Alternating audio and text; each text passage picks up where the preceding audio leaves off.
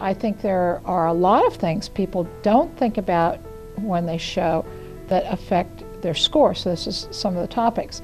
One of them is, for example, I think it's very important to wear gloves, not just when you show, but when you ride. And here's the reason.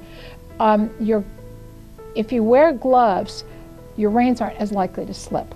So how many times have you been at a show and gotten a comment on your test that your reins got too long? And what can you do about it? Well, if you wear gloves, you don't have to worry as much about your reins getting too long.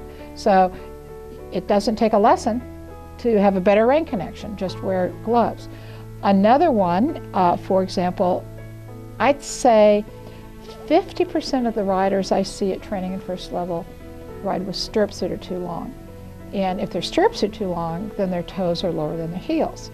And if their toes are lower than their heels, they lose their base of support, they tip forward.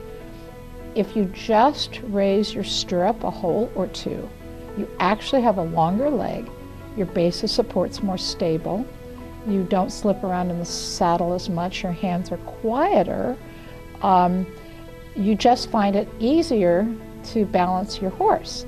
And you can do that without taking a lesson. Your leg gets longer, your heel gets more effective, your horse goes more off your leg.